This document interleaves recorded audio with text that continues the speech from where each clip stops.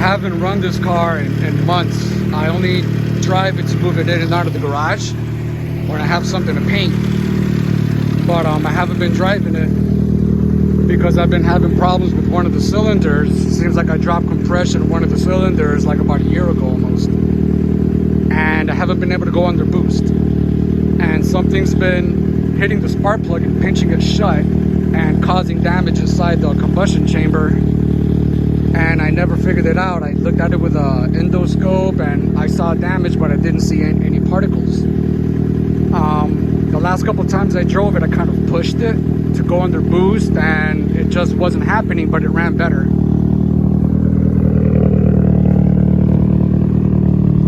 And today I, pulled it out because I'm working on a Mustang. I pulled it out and I went around the block just to keep everything lubricated, and I'm going under boost.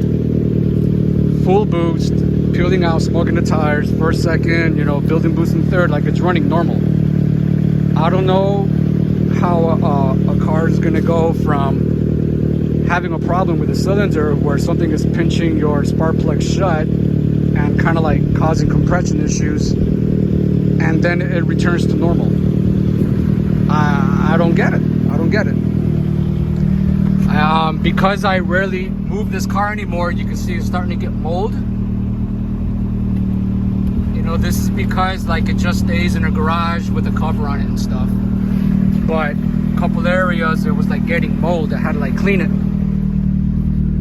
The seats, some of the stuff was getting mold. I don't know if it's from like the Bondo dust that may have gotten in here, because I know that those things are organic. The Bondo dust is organic and it will cause mold if it's left. So could be from this stuff. This stuff is a little dusty. I just moved it in here to get things out of the way. But looking at everything, my temp is good. This is normal. I have good oil pressure. This check engine light's always been on. The car runs fine, and I scanned it, the check engine light, and it tells me it's the phaser gear solenoid, which, the only thing I can think of is this has an aftermarket phaser gear and it's making noise. I'll show it to you. It has nothing to do with the timing chain. And a lot of people, when they do the timing chain job, they never replace the phaser gear. I'm telling you, the phaser gear is the problem. I'm gonna make a video after this and I'm gonna show you. But one thing I did do is I was right the day that something happened to one of the cylinders, I was messing with the tuning and I took it higher. I allowed the RPMs to go higher, and I hit those RPMs too many times for too long, and that's what caused something. But now it's running normal again. My cylinder head temps usually match my oil, and that's a really good thing. That's a really good thing. So this could use some new gas. The gas is in here is almost a year old. I should put some fresh gas in here. But it's a little view inside my car. I haven't done too much content because I'm caught up doing other things. I got to put these little visors on here, and I got to paint my door handles and my mirrors and do something about these rims, and I'm done. And tints, get some tints, but I'm done. This color that I have up here, my moonroof, I want to put it here. This triangular piece, I have the fabric, I just haven't gotten to it. I already ripped off the fabric here to see what it looks like underneath, but I'm gonna start with this one. Put this color on there because it matches the outside. The car's blue and orange, so blue and orange. The only thing that's messing up the scheme is this. If I could get this blue or this color orange here, I'll be good. This carpet I got from stockinteriors.com. It was like $200. You got to select the neon colors, the fluorescent or neon colors. That's where you got to go, the neon selection, to find this color.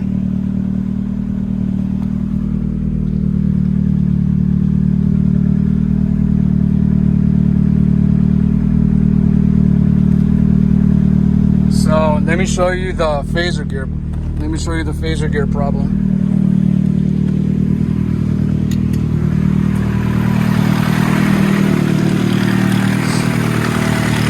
Listen, I'm gonna turn this fan off. Listen to the little rattling. It's coming from the phaser gear.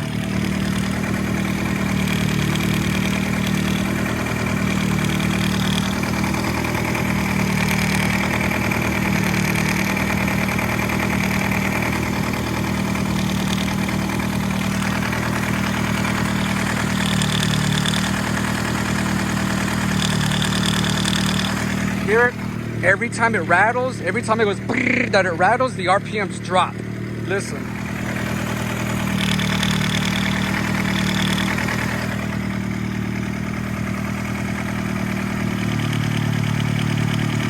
See?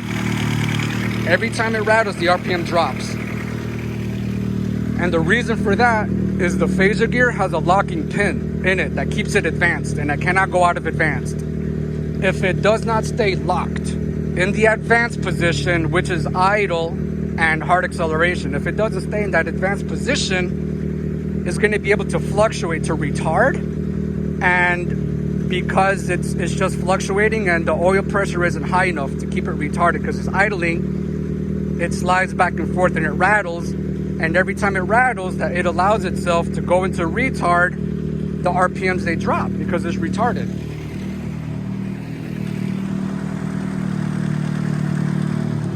So look, I'm gonna show you with the phaser gear right now, because I know a lot of you aren't gonna watch this video and then go watch another video.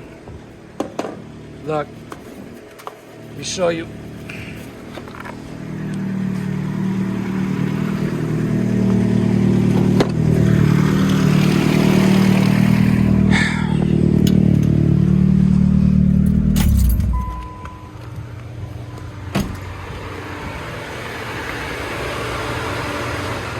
I have relays on my fans, I just don't have the relays running through a fuse, so I gotta just do that. But look, let me show you what I'm talking about. This is my old stock OEM phaser gear, and this is my old actuator for it. And I changed the actuator, and that's not the problem. Let me open it up so I can show you what I'm talking about. Look. Now, a lot of people, they get this rattle and they think, oh, it's a timing chain. And you know what? A timing chain does contribute to it. But you also have to change the phaser gear. And this is the old car. This is the 2003. And nobody ever changes these because the brand new one is like $275. And the aftermarket one is like $175. It's like $100 less, and the factory one is like $100 more. So people either get the aftermarket one or they don't do anything at all, right? Now, I made the mistake after all the work that I did to this. I took it apart so many times and made so many improvements, and then I put an aftermarket phaser gear in there. I hate myself for it. Don't be that guy. Don't be that guy. Okay, I'm gonna show you how the phaser gear works and why you get that sound. I'm gonna show you right now. I should be working, I got things to do, but this is why I don't get to make these videos, you know?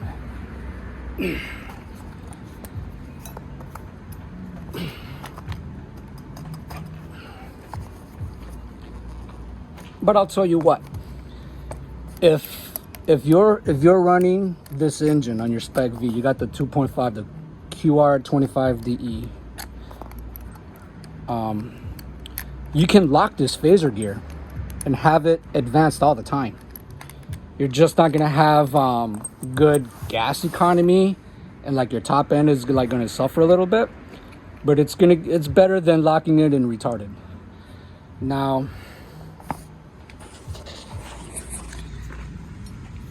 so this goes this way, okay? When this goes down here, this puts pressure on this spring-loaded pin. And that pin falls into this hole. You see? That pin falls into that hole. And you can see the line where it's worn out. You see that oval shape, that shiny spot next to it? That's because it's rubbing up against here. Now look at this. Let me show you. Look. You see that gouge? You see how that gouge happens? That's because this pin, it falls out of here. It doesn't stay in. It falls out. You can see how it's wearing out here. You see how it's a lighter color on this hardened steel part? It's popping out. It's popping out. And when it's locked, it stays here. When it pops out, this part is allowed to do this. You see the hole? So that rattling that you're hearing is this slapping back and forth, going click, click, click, this part. Slapping back and forth. And when you step on the gas and you're like at about 2,000, 2,500 RPM, you have enough oil pressure that one of these chambers are going to fill up, and it's going to keep it from going back and forth. But on startup, there's no oil in here because it all drains out. So on startup, this is dry and it's empty. And you start your car and this goes, that rattling, that's this going back and forth. It's going back and forth because remember, you have your camshafts and you have lobes, and the lobes, they turn and they have to push the valve down. Every time that the camshaft is in a position that there isn't any pressure on the lobes, that they're not pushing down the valve springs, this has the opportunity to slap back and forth as the engine idles because there is vibrations. That's what that rattling is. In some cases, if your timing chain is worn out, you're gonna have that. But I'm telling you now, if you have this engine and you have the old original phaser gear, buy the factory one, brand new. Don't get an aftermarket one, because if this factory one has potential to go bad, even though we know it's old, this has been in the car since forever, right? Since the factory, but we know it does have opportunity to fail. You don't know what the aftermarket one is made of. You don't know what's gonna happen, especially if you're running 20 pounds. And yes, I had to correct myself in an earlier video. It does have forged Eagle rods, but the pistons are not forged Wiseco pistons, because when I opened up this engine to do work on it and I looked up underneath, I could see the casting marks on the pistons. And looking at the pistons from the top down through the spark plug hole, the face of them looked like the surface of the stock pistons. So these are the stock pistons, and they hold 18 pounds. I've done 20, but I keep it at 18 pounds of boost. These stock pistons, they hold 18 pounds of boost. It's been doing it for I've had this car for 4 years. And this engine was already built for 3 years when I had bought it. So that's 7 years. This has been running for 7 years with stock pistons on 18 pounds. So, all you naysayers out there saying, oh, you're going to blow a hole through that piston, anything over, 8 or 10 pounds. Well, I would have thought so too. The whole, for the first year or two having this car, I thought it was Wiseco pistons, until I, took this engine apart to do everything I did to it.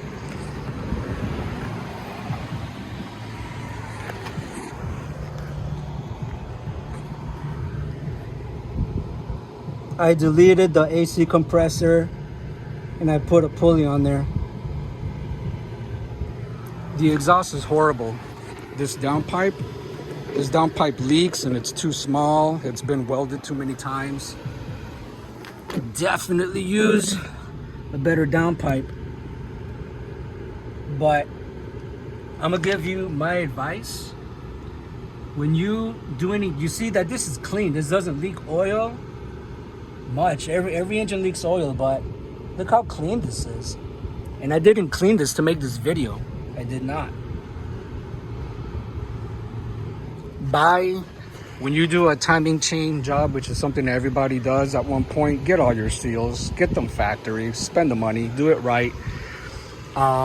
Use good gasket maker, do what it tells you to do, make sure all your surfaces are clean. Just do everything that, the Haynes manual tells you to do, or whatever you find in your researches. Do everything right.